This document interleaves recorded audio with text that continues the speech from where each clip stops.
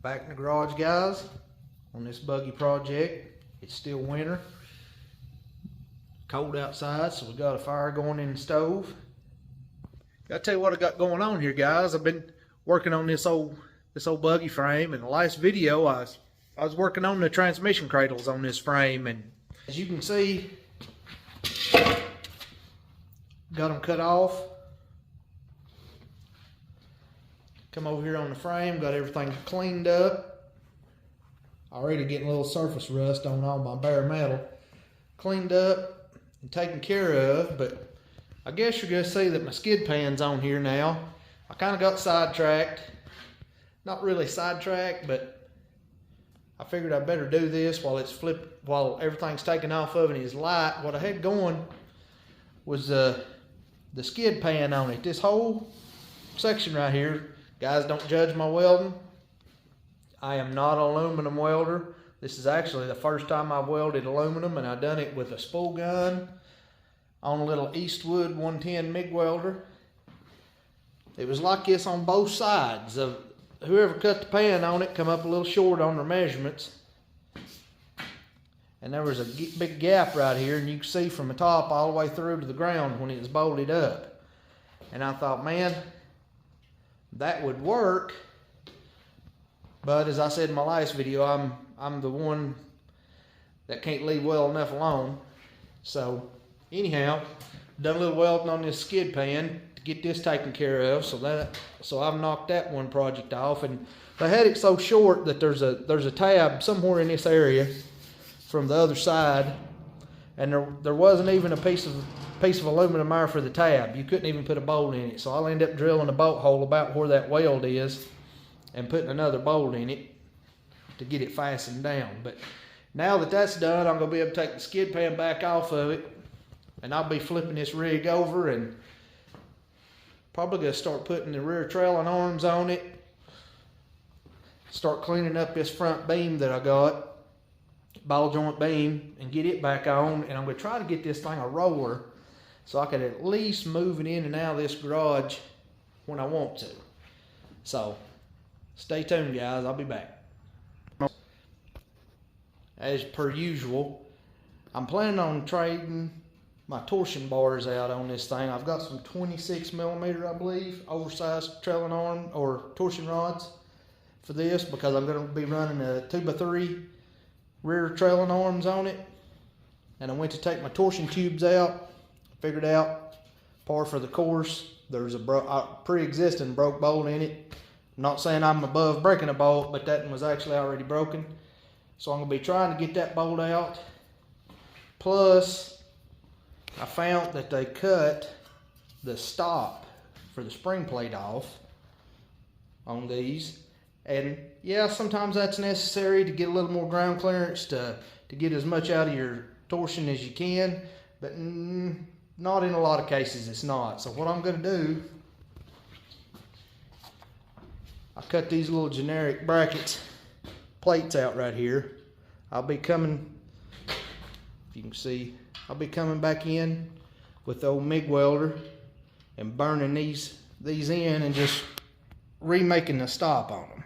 So that's next up on the project. So stay tuned. All right, back in the shop. Man, this video is gonna be cut up. I've done so many different things at different stages. I think the last time I was out here, I was working on this, putting these stops. I put these stops on the torsion plates here. I welded those on. Somebody had cut those off, and I'm pretty sure the other side had a bolt broke off in one of these two holes.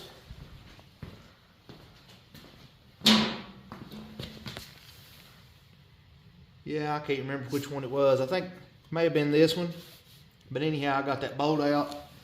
I guess you notice I've got green paint all over everything, which that is not a finished color by no means. That was just everywhere where I had bare metal.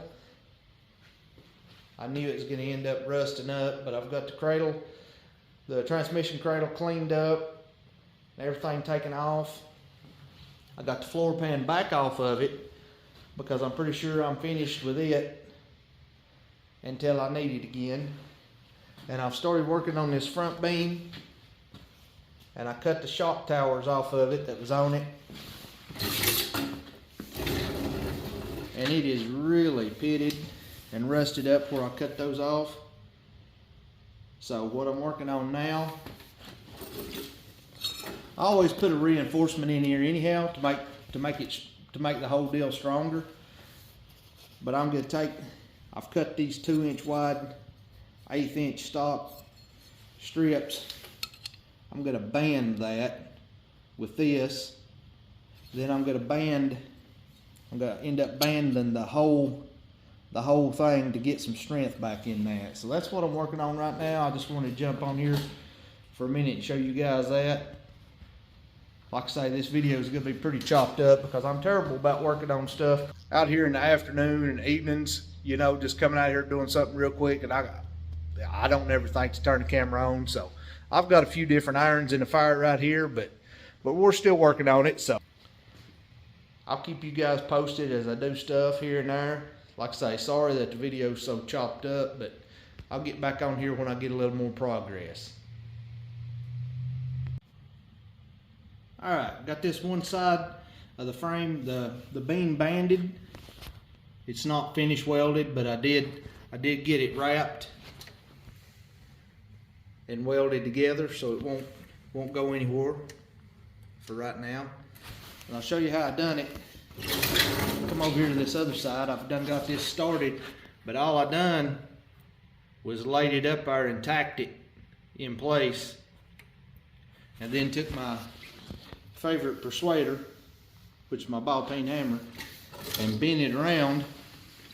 Then when I get it up here close like this, I don't know if you can see good or not, I'm just taking my pipe wrench and I'm pulling it up tight, and I'll tack it down on the bottom on both sides, and then I'll hammer it into submission around here and put another weld on it.